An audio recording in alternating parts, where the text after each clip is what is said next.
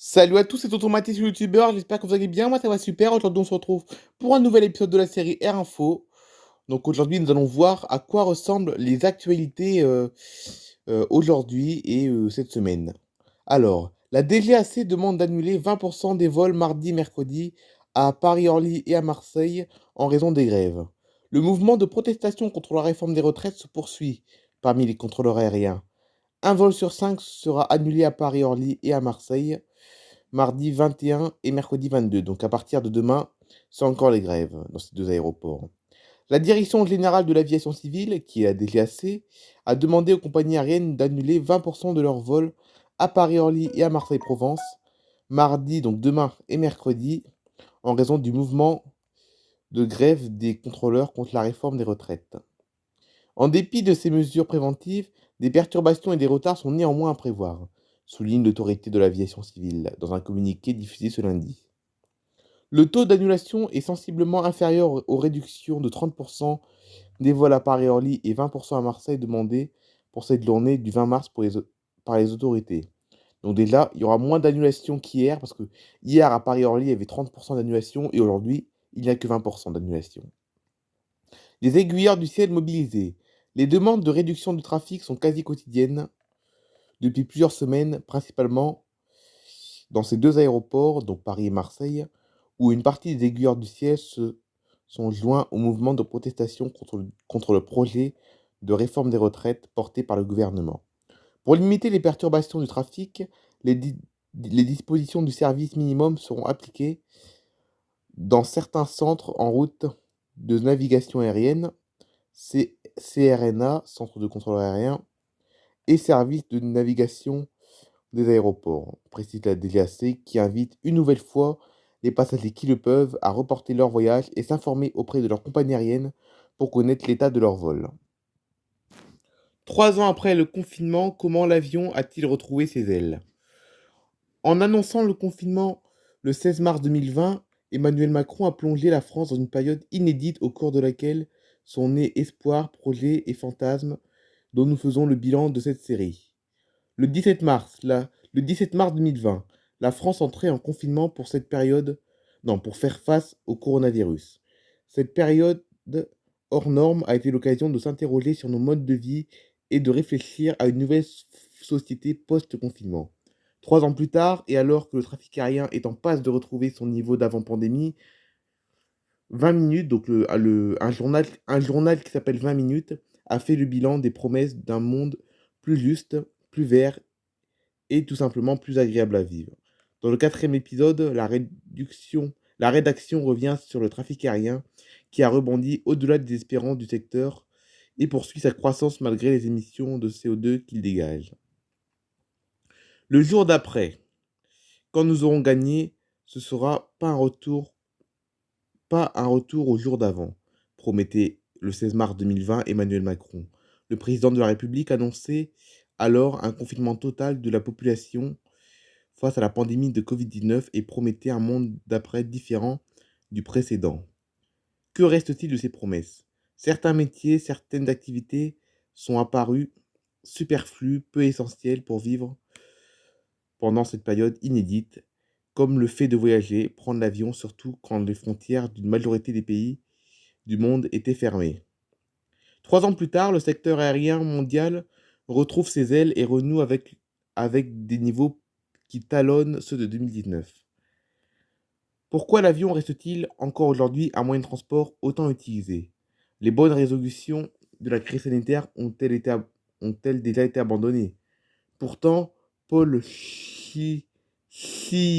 Chiambaretto, professeur à la Montpellier Business School et directeur de la chaire Pégase, dédiée à l'économie et au management du transport aérien, remarque que les gens se sont rendus compte que prendre l'avion n'était pas vital. Une reprise du trafic inespérée.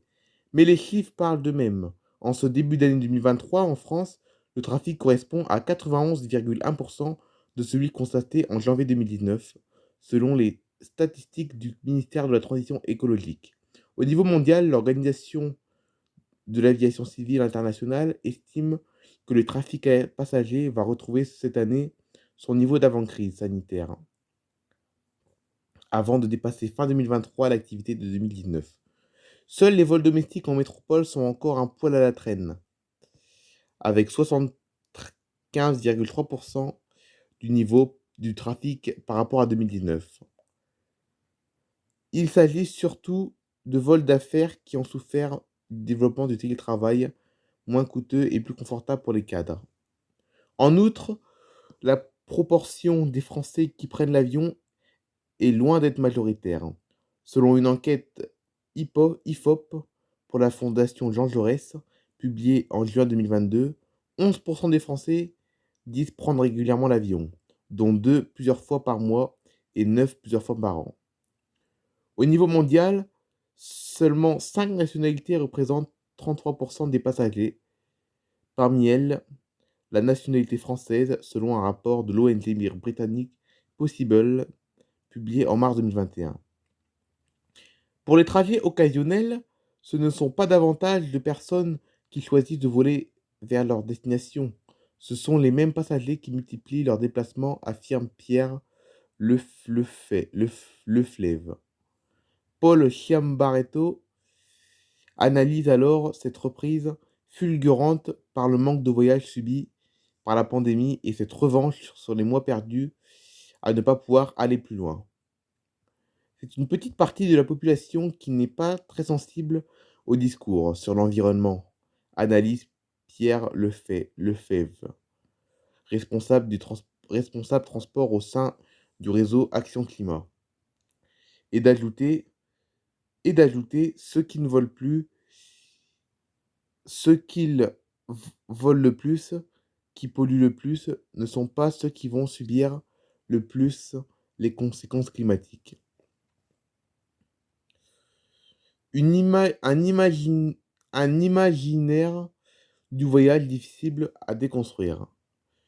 Pour le militant, si les choses n'ont pas évolué, c'est à cause du secteur qui n'a pas fait sa mue, qu'il n'y a aucun effort en matière de marketing et publicité. Pire encore, le responsable transport chez RAC accuse les compagnies aériennes de greenwashing, technique frauduleuse constituant à communiquer sur une image de marque plus responsable et écologique que la réalité et qui leur permet de continuer à faire voler leurs passagers en toute bonne conscience.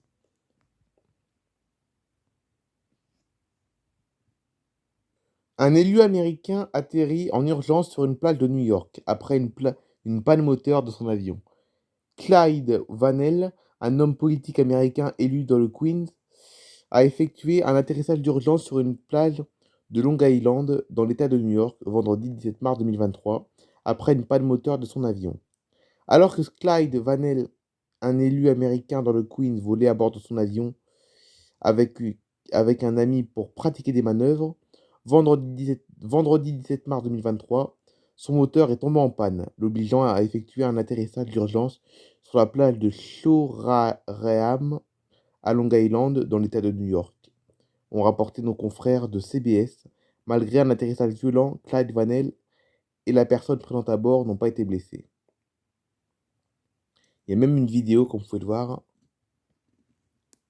On voit très bien l'avion, comme vous pouvez le voir. Regardez bien la vidéo là. Regardez là, on voit bien sur la vidéo, on voit bien l'avion qui s'est posé sur la plage.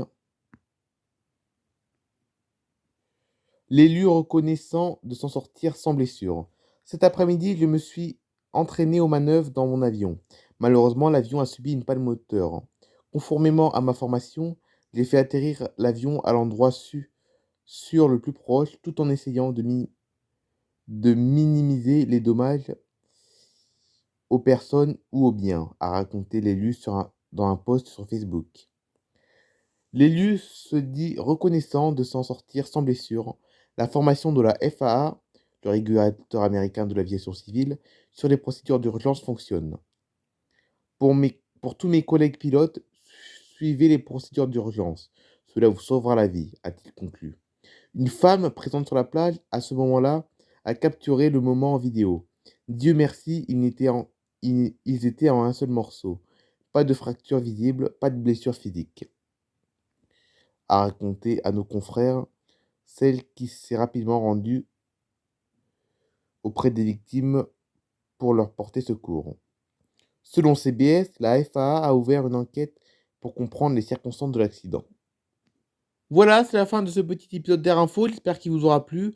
On se retrouve demain sur ma chaîne Nathalie Favry pour un épisode de la vie de Mathis. Allez, bye bye tout le monde, j'espère que ce petit épisode vous a plu.